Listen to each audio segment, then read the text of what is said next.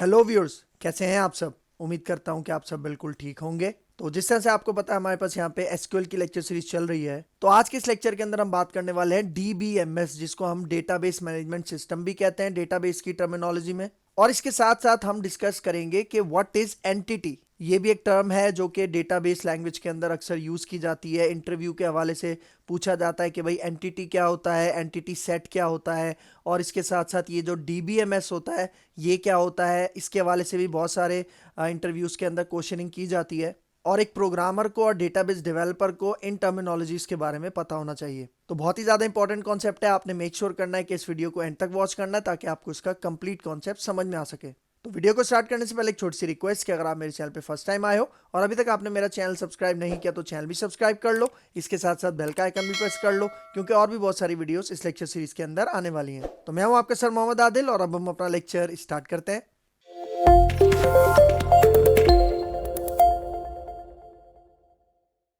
ठीक है। अच्छा, अब देखो यहाँ पे डेटाबेस का जो हमारी टर्मिनोलॉजी यूज होती है, इसके अंदर एक और टर्मिनोलॉजी है एंटिटी। ठीक है, ये एंटिटी क्या होता है यहाँ पे इसको देखो। An entity is a person, place, thing, object, even a concept. ठीक है, मतलब आपके पास जो एंटिटी है ना, हमारे पास डेटाबेस की एक टर्मिनोलॉजी आप इसको कह सकते हो। ये कोई भी पर्सन हो सकता है, कोई भी प्लेस, कोई भी ऑब्जेक्ट। ठीक है, फॉर एग्जाम्पल एक कॉलेज है, ये क्या है, एक एंटिटी है। एक स्टूडेंट है, वो क्या है, एक एंटिटी है।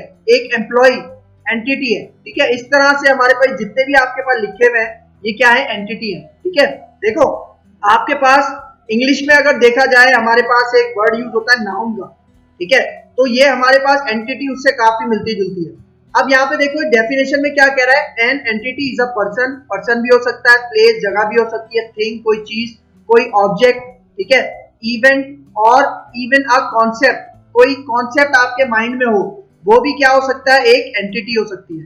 Which can be distinctly identified. अब ये डिस्टिंक्टली आइडेंटिफाई का मतलब गौर से सुनना। हमारे पास एक स्कूल है, ठीक है, उसके अंदर बहुत सारे स्टूडेंट्स हैं।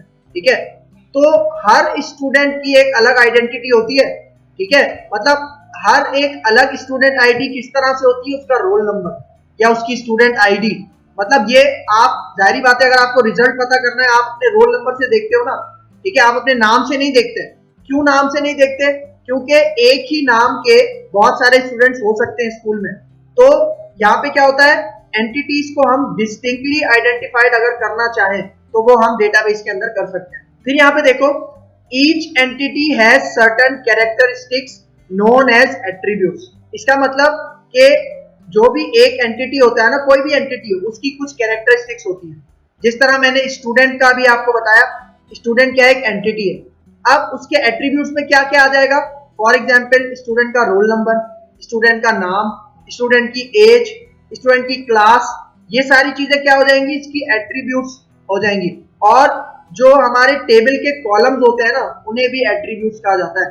सही है, क्योंकि फॉर एग्जाम्पल अगर मैं एक स्टूडेंट का टेबल बना रहा हूं और उसके अंदर मैं पहली रो डालता हूं, फॉर एग्जाम्पल पहली रो डालता हूं मैं अली की, तो जाहिर बात है उसमें अली का रोल नंबर भी आएगा, अली का नाम भी आएगा, अली की एज, क्लास वगैरह, ये सारी चीजें उसकी एट्रीब्यूट्स कहलाएंगी।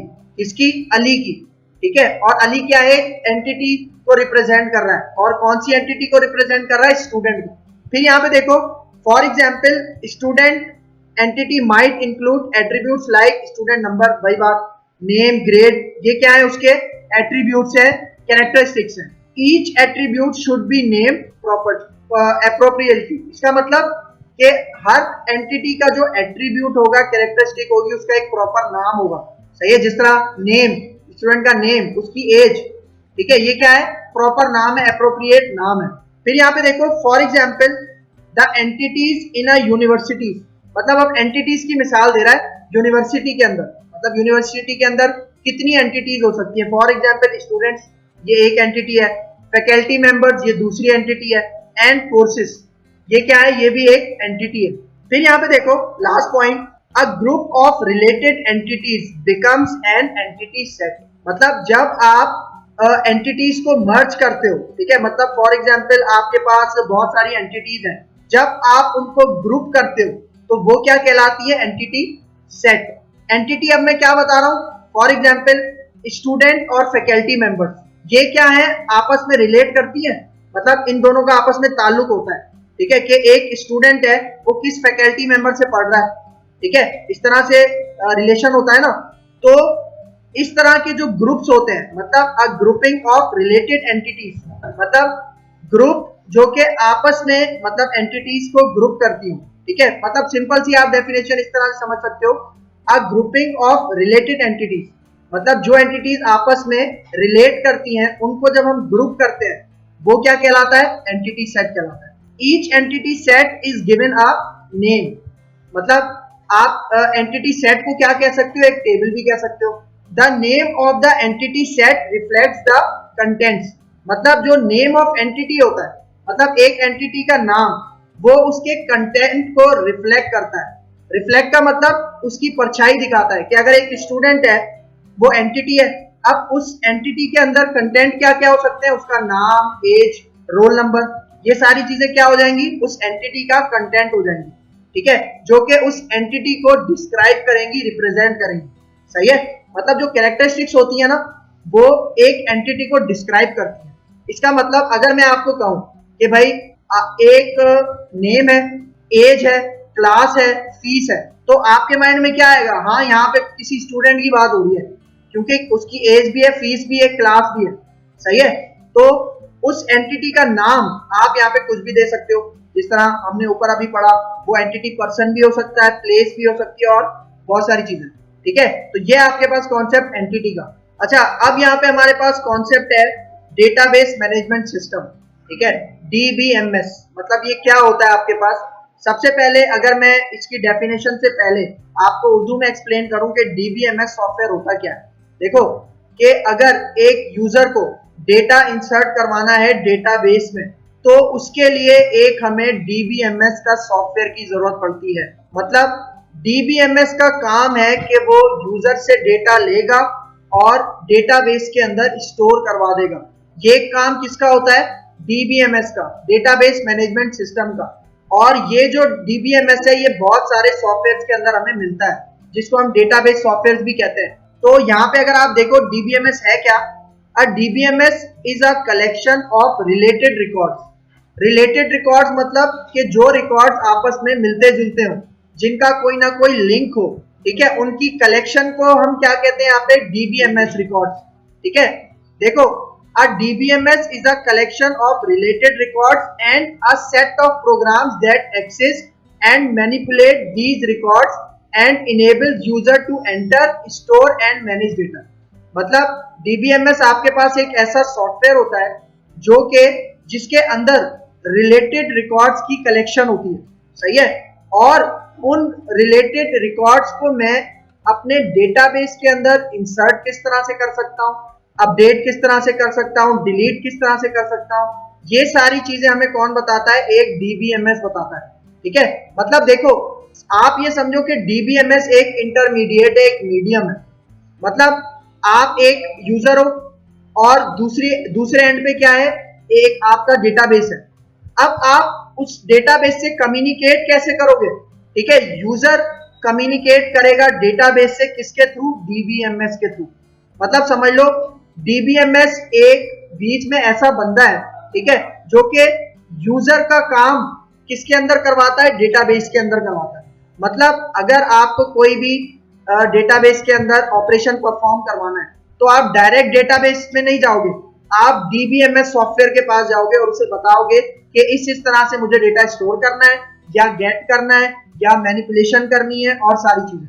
तो यहाँ पे देखो, अब A database is a collection of interrelated data, यही जो मैंने अभी बताया।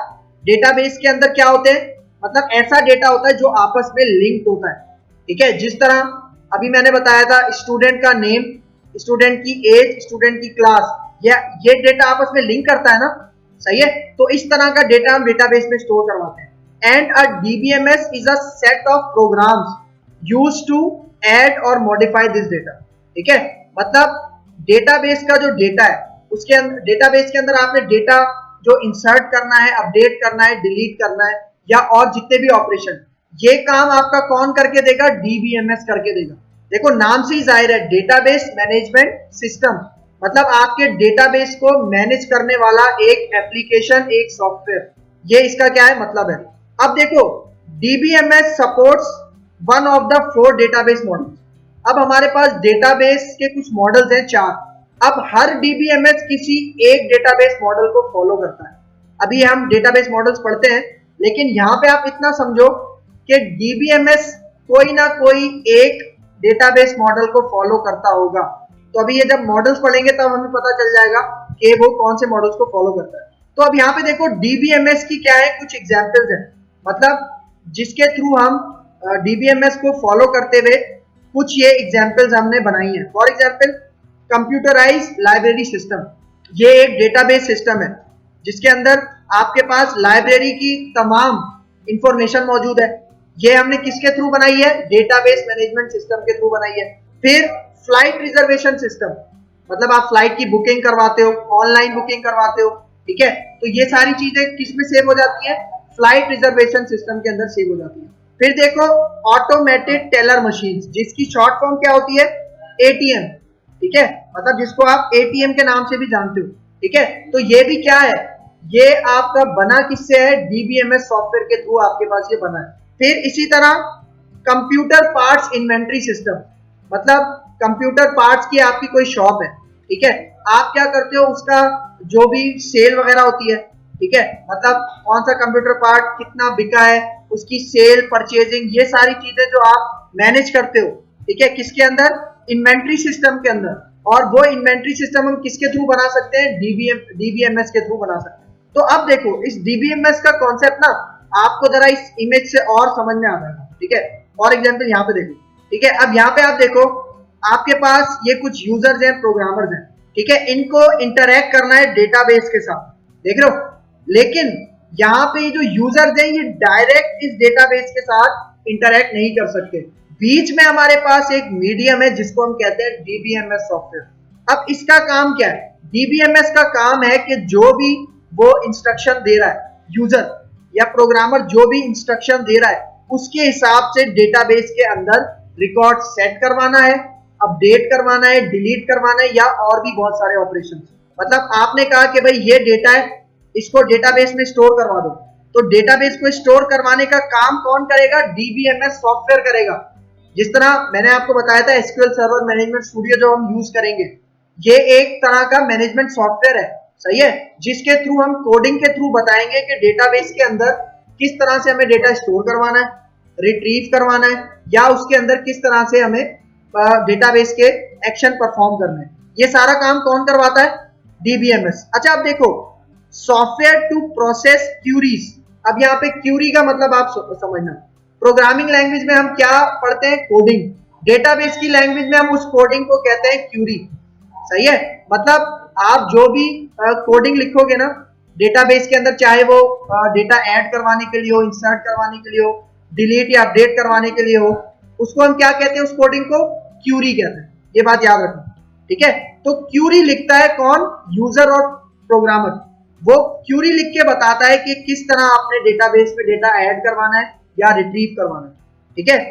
तो भाई ये था हमारा आज का कॉन्सेप्ट DBMS इन SQL और इसके साथ साथ what is entity in SQL। उम्मीद करता हूं कि आपको ये लेक्चर बहुत अच्छे से समझ में आया होगा। अगर इस लेक्चर के हवाले से कोई भी कंफ्यूजन है तो कमेंट बॉक्स में मुझसे जरूर पूछ लेना। तो अगर आपको मेरी वीडियो पसंद आई है तो मेरा चैनल लाइक कीजिए, शेयर कीजिए और सब्सक्राइब कीजिए और मुझे अपनी दुआ में याद रखिए। तो मिलते हैं इंशाल्लाह नेक्स्ट लेक्चर में, तब तक के लिए दीजिए इजाजत। अल्लाह हाफिज।